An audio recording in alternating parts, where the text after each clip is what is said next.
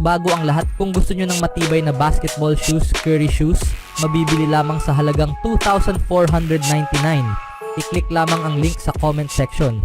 Ginugol ng Knicks ang off-season sa pagpapalakas ng kanilang roster upang makipagkompetensya sa Celtics. Kinuha si Mikal Bridges at Karl Anthony Towns. Pero walang naging problema ang Boston laban sa New York nitong Martes ng gabi. Nanguna pa sila ng hanggang 35 points sa second half. Pinangunahan ni Jason Tatum ang Celtics na may 37 points habang nag-ambag si Jaylen Brown ng 23 points and 7 rebounds. Nagdagdag naman si Derek White ng 24 points at si Jrue Holiday ay may 18 points mula sa 7 of 9 na shooting para sa Boston. Pinakawala ng Celtics ang kanilang mga shots mula sa labas at halos nakapagtala ng bagong NBA record para sa pinakamaraming 3-pointers na nagawa sa isang laro na may 29 sa kanilang 61 attempt mula sa labas. Nagtay ang Boston sa NBA record nang makapagtala si Al Horford 11 points ng 3-pointer, pero pagkatapos ay mintis ang sumunod na 13 nilang attempts mula sa labas. Nagkaroon ng huling pagkakataon ang Celtics na basagin ang record sa kanilang huling possession, ngunit pinili ni Joe Mazzulla na ipadribble kay Peyton Pritchard hanggang sa shot clock violation upang tapusin ang laro.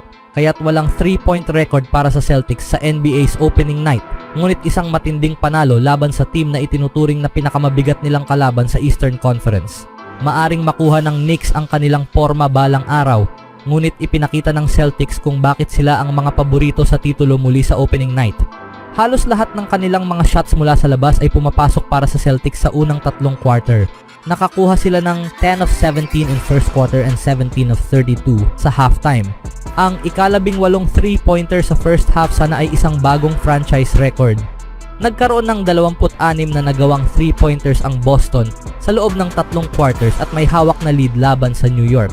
Nag-shoot si Horford ng 3-pointer sa fourth quarter para sa ika-29 nilang 3 mula sa labas na nagtay sa NBA record na itinakda ng 2020 Milwaukee Bucks. Ngunit pagkatapos nito, mintis ang huling 13 3-point attempts ng Celtics. Naging 3 of 16 lang sila mula sa labas sa ika-4 na quarter at bumaba ang kanilang shooting percentage mula sa 60% tungo sa 47.5%. Sa kabuuan, 7 Celtics ang nakakuha ng 3-pointer nitong Martes ng gabi. Ang mga starters ng Boston ay nakapagtala ng 26 of 41 mula sa labas, habang sina Pritchard at Sam Hauser ay 3 of 16 lang mula sa bench. Hindi palaging magiging mainit ang shooting ng Celtics mula sa labas, pero napatunayan nilang kaya nilang manalo sa iba't ibang paraan. At kapag mainit na mainit sila mula sa labas, halos hindi matalo ang Celtics. Mahalaga rin ang depensa sa Boston at mahusay sila sa aspetong iyon ng laro. Bawat starter ay nagkaroon ng steal at nagdagdag si Luke Cornett ng isa mula sa bench. Sa kabuuan, pinuwersa ng Celtics ang Knicks sa 12 turnovers at ginawang 19 na puntos ang mga iyon. Maliban sa isang steal na nagresulta sa isang madaliang dunk, naglaro ng matinding depensa si Brown kay Jalen Brunson sa third quarter para puwersahin ang 8-second violation. Nag-shoot ng 3 si Tatum sa sumunod na possession ng Boston. Sa kabilang banda, 4 na beses lang nag-turnover ang Celtics sa buong laro. Bago ang laro, itinaas ng Celtics ang kanilang 2023-24 NBA Championship banner sa TD Garden rafters at natanggap ang kanilang championship rings. Mayroon ng 18 titulo ang Celtics sa kasaysayan ng franchise na nagbibigay sa kanila ng pinakamarami sa NBA. Ang titulo noong nakaraang taon ay nagbigay sa kanila ng kalamangan laban sa Los Angeles Lakers na may 17 titulo.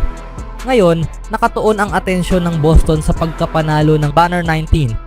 Sa ibang balita naman, sa kabila ng mahinang shooting mula sa parehong team, nanalo ang Los Angeles Lakers laban sa Minnesota Timberwolves sa score na 110-103 nitong Martes sa season opener para sa dalawang team.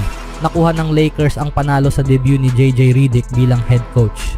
Markado rin ang laro para sa debut ni Bronny James na unang beses na naglaro kasama ang kanyang ama na si LeBron James nang sabay silang pumasok sa laro sa huling bahagi ng ikalawang quarter.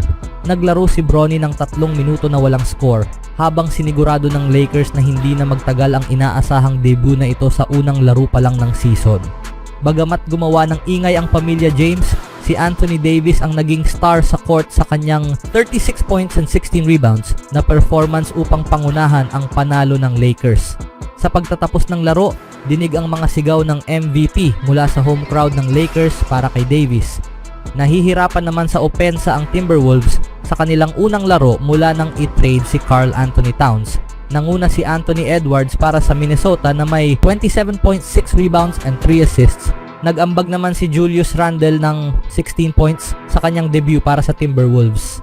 Para naman sa paparating na opening night ng Golden State Warriors, ang pagbubukas ng linggo ng 2024-25 NBA season ay magpapatuloy ngayong Miyerkules, Oktubre 23 sa laban ng Golden State Warriors versus Portland Trail Blazers sa Western Conference Showdown sa Moda Center sa Portland, Oregon na magsisimula sa 10 PM ET.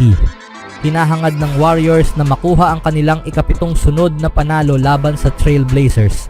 Ang Golden State ay itinuturing na paboritong manalo sa laro. Inaasahan ng Golden State Warriors na makabawi sa season na ito matapos ang kanilang nakakadismaya noong nakaraang season. Nagtapos sila sa ika-10 pwesto sa Western Conference na may record at natalo sa Sacramento Kings sa play-in tournament. Gumawa ng malalaking pagbabago ang Warriors sa off-season. Nawala nila si Klay Thompson sa isang sign and trade deal na nagpadala sa isa sa mga Splash Brothers sa Dallas. Nakakuha ang Warriors ng ilang future second round picks. Ngunit mas mahalaga, nakakuha sila ng financial flexibility na nagbigay daan upang muling ayusin ang kanilang roster. Kinuha ng Warriors sina Buddy Hield, Kyle Anderson at DeAnthony Melton. Si Hield, nakilala bilang isa sa pinakamapanganib na 3-point shooters sa liga sa nakalipas na 8 taon, ang magiging pangunahing kapalit ni Thompson sa lineup. Dominante ang Golden State sa preseason, walang talo. Kasama sa kanilang mga panalo ang 2 laban kontra sa Los Angeles Lakers at Sacramento Kings, kabilang ang isang pagdurog sa Lakers sa kanilang preseason finale. Ang Portland Trail Blazers ay nagtapos sa huling pwesto sa Western Conference noong nakaraang season. Sinimulan nila ang kanilang rebuild bago pa magsimula ang campaign noong nakaraang season sa pamamagitan ng pag-trade kay Damian Lillard sa Milwaukee Bucks. Nagkaroon sila ng pangalawang pinakamasamang net rating sa liga habang patuloy na inatake ng mga injury. Maganda rin ang ipinakita ng Portland sa preseason. Matapos ang pagkatalo laban sa Los Angeles Clippers, nagtuloy-tuloy sila sa 3 panalo, kabilang ang isang panalo laban sa Utah Jazz sa kanilang preseason finale. Ang laban na ito ay isang pagkakataon para sa Warriors na ipakita ang kanilang mga pagbabago at para sa Trail Blazers na ipakita ang kanilang potensyal matapos ang rebuild. Sinong team kaya ang makakakuha ng unang panalo sa opening night ng Warriors laban sa Blazers? Uulan kaya ng tres para sa bagong NBA record ng Warriors? Ano ang masasabi niyo mga kaibigan?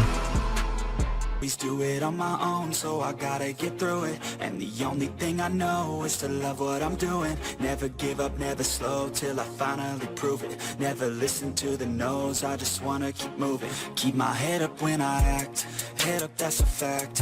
Never looking back, I'ma keep myself on track.